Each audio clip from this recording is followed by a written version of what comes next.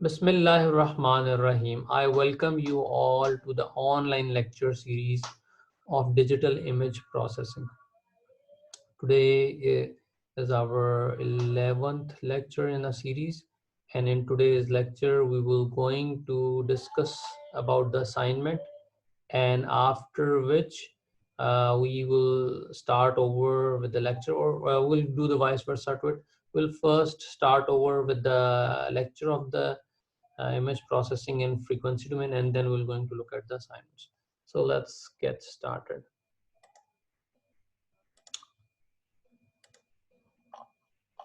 So in the previous class, we were looking at the frequency domain of the images.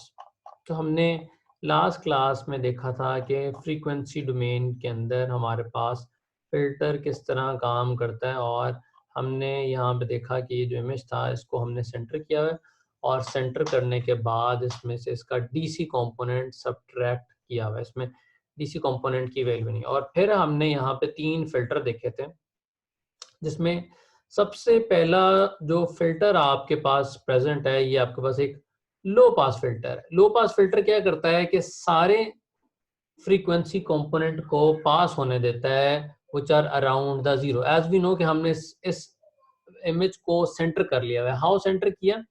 Because जो इसका centre point है which is m/2 and n/2, ये आपके पास image का वो point है जो इसकी डीसी वैल्यू है, विच मींस कि इसका डीसी कंपोनेंट जो है वहां पे इसका इमेज की लाइटिंग फैक्टर सारा पड़ा होता है।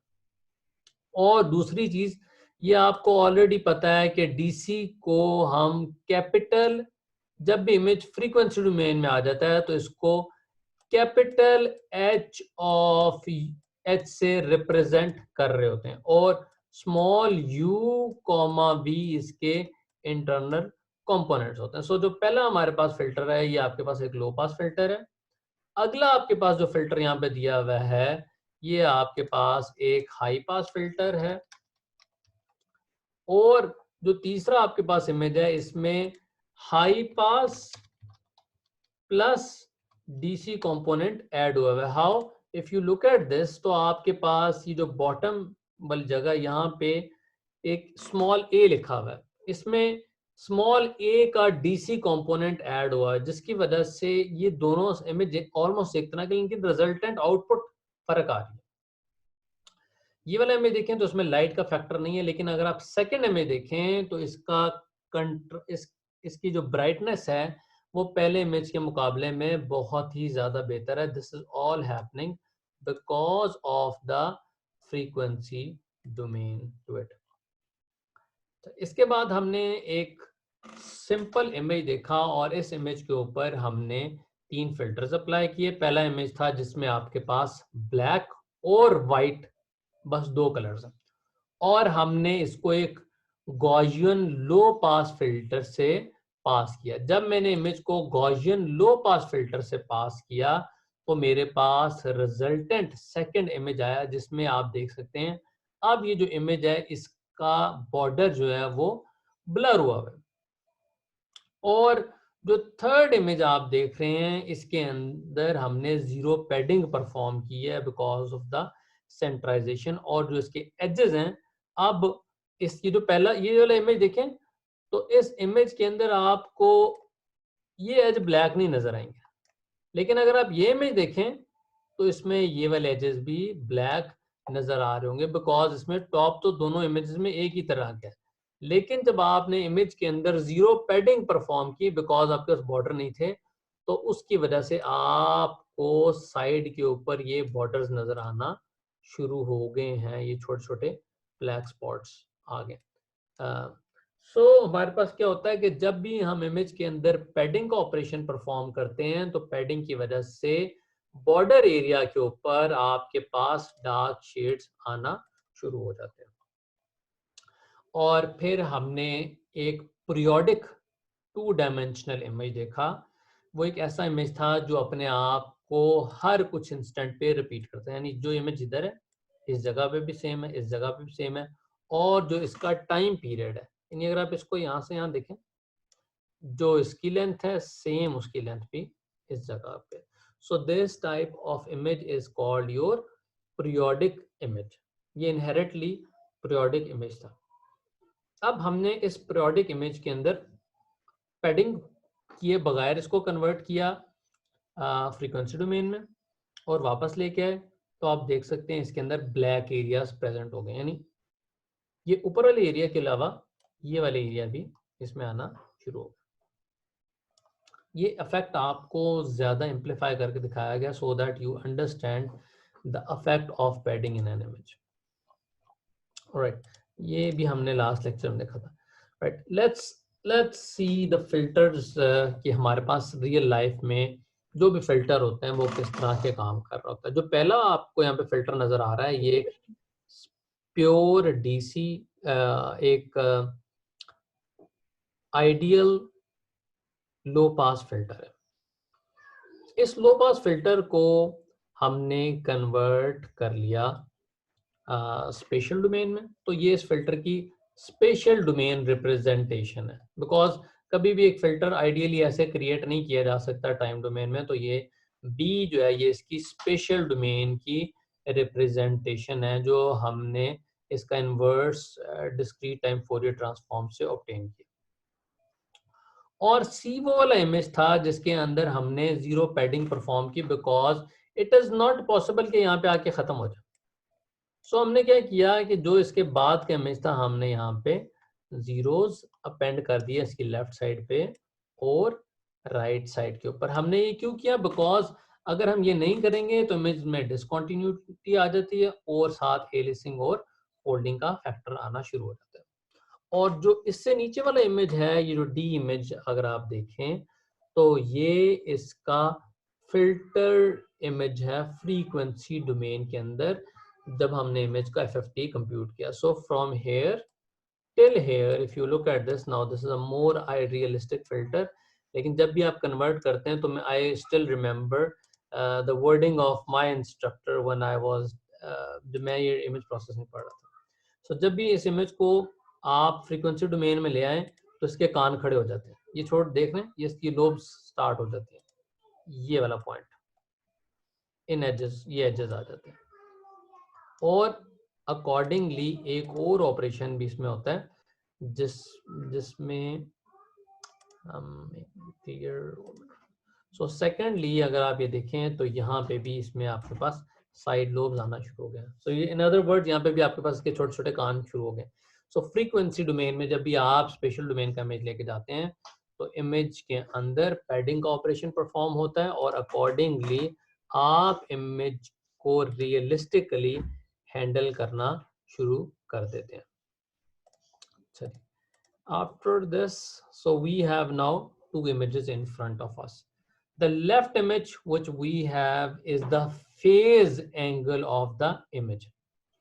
इसमें आपके पास जो भी इमेज था, हमें पता है कि इमेज का हमने शुरू में देखा था फ्रीक्वेंसी डोमेन में कन्वर्जन की वजह से हमारे पास दो पार्ट आते हैं किसी भी इमेज के अंदर. एक हमारे पास रियल पार्ट होता है प्लस दूसरा हमारे पास कॉम्प्लेक्स पार्ट पड़ा होता है. सो हमने क्या किया कि इस इमेज को मल्टीप्लाई किया, जो इसका फेज एंगल था इसको 0.5 से मल्टीप्लाई किया, जो हमारे पास ऑलरेडी एक इक्वेशन ऑब्टेन हुई हुई है प्रीवियसली. उस जो एंगुलर इक्वेशन थी उसको हमने 0.5 से मल्टीप्लाई किया और फिर हमने क्या किया कि इसका inverse discrete Fourier transform compute किया, IDFT कंप्यूट किया, IDFT which is inverse discrete Fourier transform. Why that was done?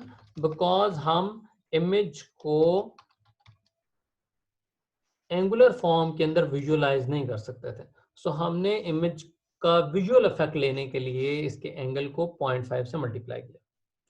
और जो आपको दूसरा इमेज मिल रहा है, इस इमेज को हमने क्या किया कि इसको 0.25 से मल्टीप्लाई किया. I repeat this again.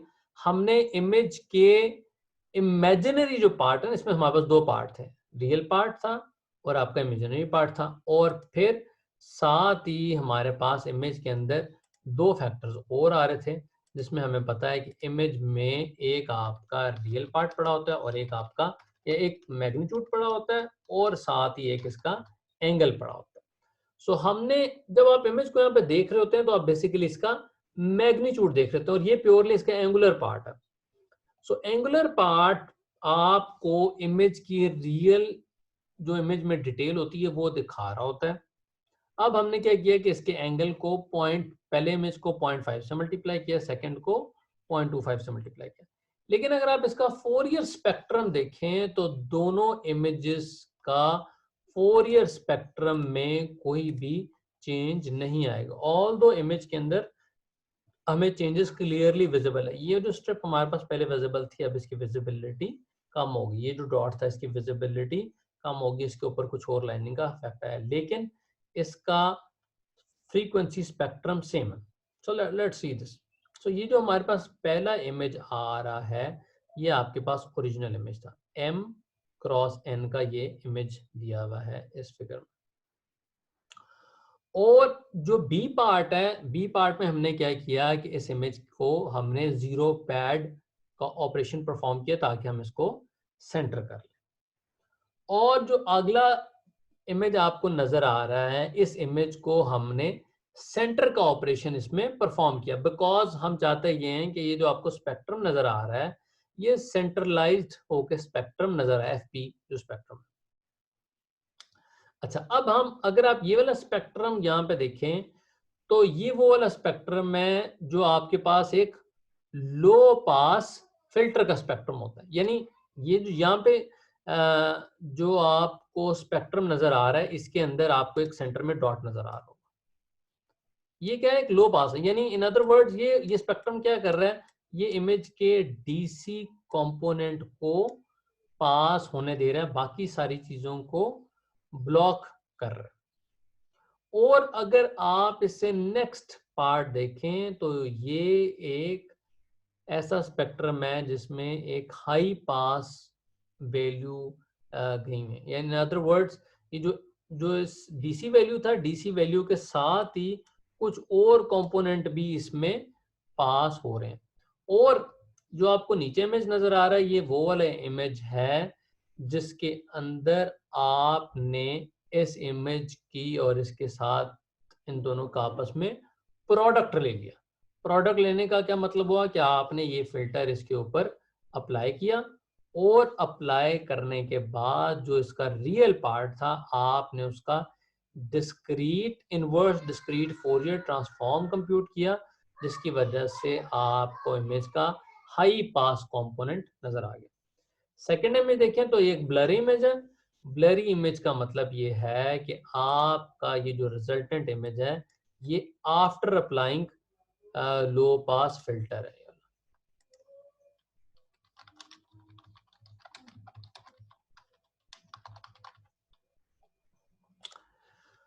और अकॉर्डिंगली फिर ये जो आपको थर्ड इमेज नजर आ रहा है, इस इमेज के अंदर आपने एक और हाई पास फिल्टर अप्लाई किया। इस फिल्टर को अप्लाई करने के बाद देखें जो आपको स्पेक्ट्रम नजर आ रहा है इसके अंदर कोई डिटेल नहीं है। Sorry, so we end up. So पहला आपके पास ओरिजिनल इमेज था, बी आपके पास ऐसा इमेज था जिसको हमने पैड किया एफपी के साथ ताकि इसका साइज हम बराबर कर सकें।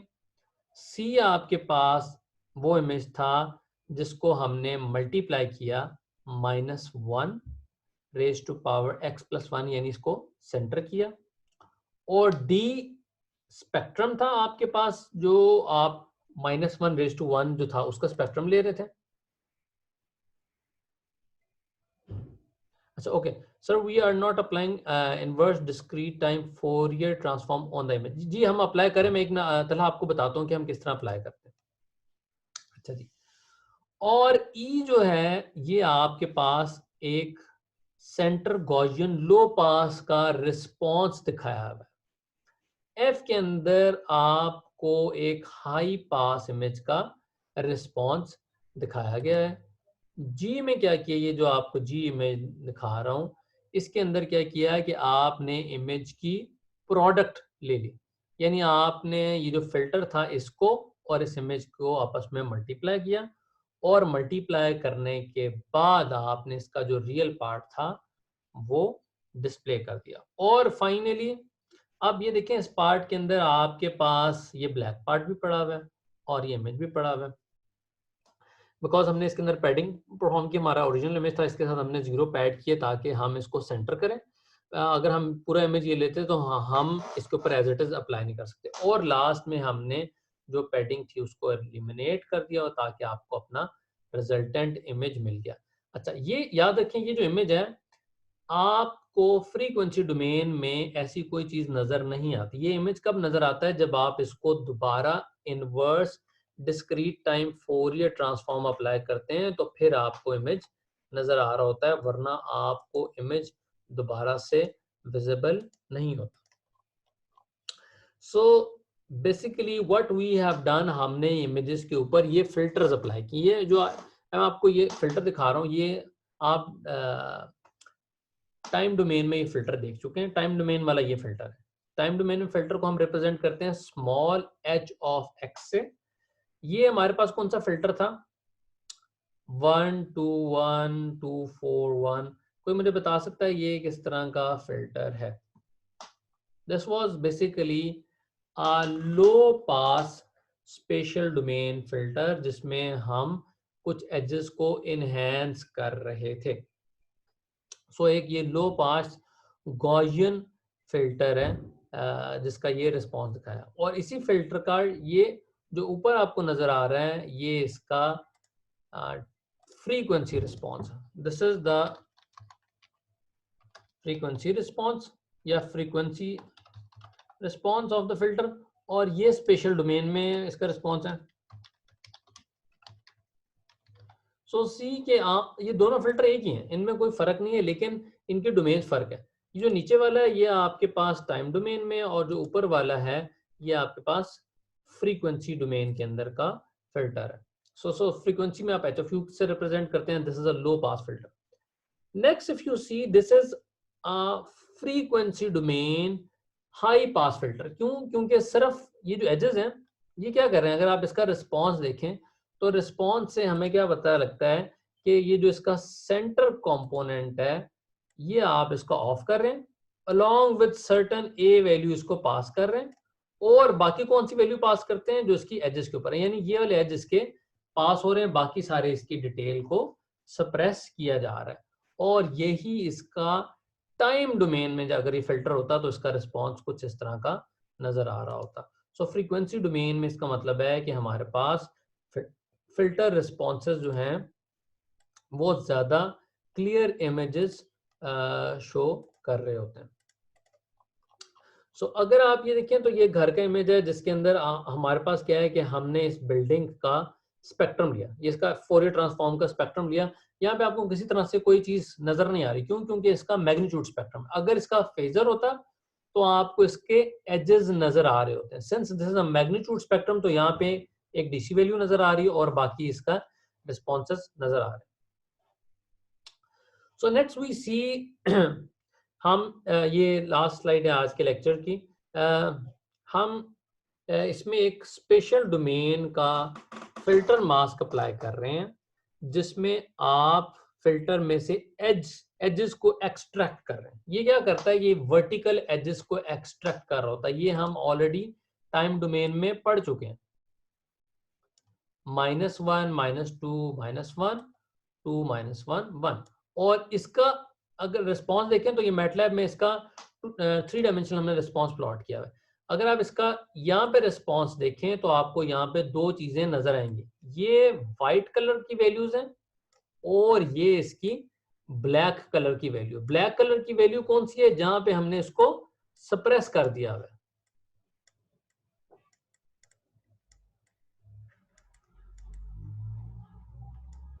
और व्हाइट वैल्यू कौन सी आ रही है, जहां पे आप इसको इनहेंस कर रहे हैं।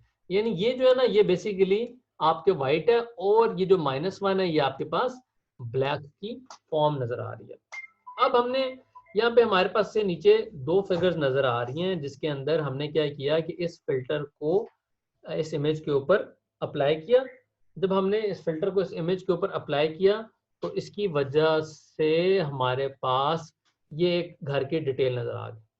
अब हमारे पास में कौन सी डिटेल नजर आई? सिर्फ इस घर के एजेस हैं जो हमें इसमें से विजिबल हो रहे हैं। ये कौन सा वाला इमेज था? ये वही इमेज था जो मैंने अभी आपको ऊपर दिखाया। एक notations clear all my drawing. ये वो इमेज है, ये घर का ओरिजिनल इमेज था। इस इमेज के ऊपर हमने यहाँ पे ये वाला फिल्टर अप्लाई किया।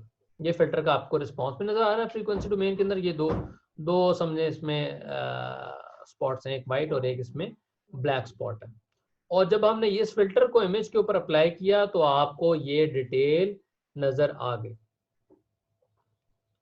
और ये बेसिकली ये वाला जो रिस्पॉन्स है ना, ये आपको टाइम डोमेन की वजह से कंप्यूट हुआ। ये वाला रिस्पॉन्स आया था हमने फ्रीक्वेंसी डोमेन में अप्लाई किया, और ये रिस्पॉन्स था ये हमने टाइम डोमेन में अप्लाई किया। टाइम डोमेन में कैसे किया? बेसिकली हमने क्या किया था कि इस सारे फिल्टर मास्क को इमेज के साथ हमने कन्वॉल्व कर दिया था, जो हम ऑलरेडी देख चुके हैं कि स्टेप बाय स्टेप आप फिल्टर को कैसे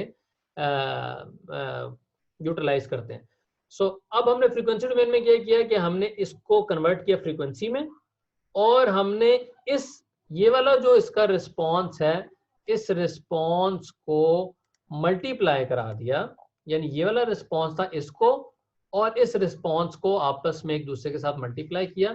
तो जब हमने इन दोनों को मल्टीप्लाई किया तो आपको रिजल्टेंट ये फ्रीक्वेंसी डोमेन का इमेज मिल गया, which is exactly an identical form of the time domain representation of the image which you can see over here. And lastly I will going to tell you about the introduction. ये हमारे पास एक लो pass filter दिखाया गया है जो इसका ideal response है, जिसमें सिंपल सेंटर वैल्यू पास हो रही हैं, बाकी सारी वैल्यूज एक्सप्रेस हो रही हैं, और ये इसका हमारे पास एक फ्रीक्वेंसी स्पेक्ट्रम दिखाया गया।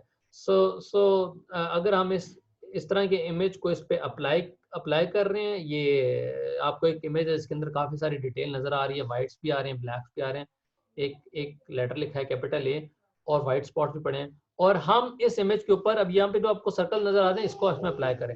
हम नेक्स्ट लेक्चर में इसको ज्यादा डिटेल के अंदर देखेंगे। सो जब हमने इसके ऊपर वो जो सबसे बड़ा वाला सर्कल अप्लाई किया, ये जो सबसे छोटा सर्कल अप्लाई किया, यानी बिल्कुल लो पास अप्लाई हो रहे हैं, तो इससे आपको पहले रिजल्टेंट वैल्यू मिल रही है। उससे अगला सर्कल अप्लाई किया, ये so on and so forth, you are going to get the values out of this image. So in today's lecture we have gone through the edge detection in frequency domain, जिसके अंदर हमने देखा कि हम edges को किस तरह process कर रहे होते हैं, और हम इसका इनवर्स फोरियर ट्रांसफॉर्म कैसे करते हैं, किस तरह अप्लाई करते हैं, जिससे आपको रिजल्टेंट इमेज मिल रहा होता है. So my lecture is about to end. My session is about to end. I will recreate my session after this. So please rejoin.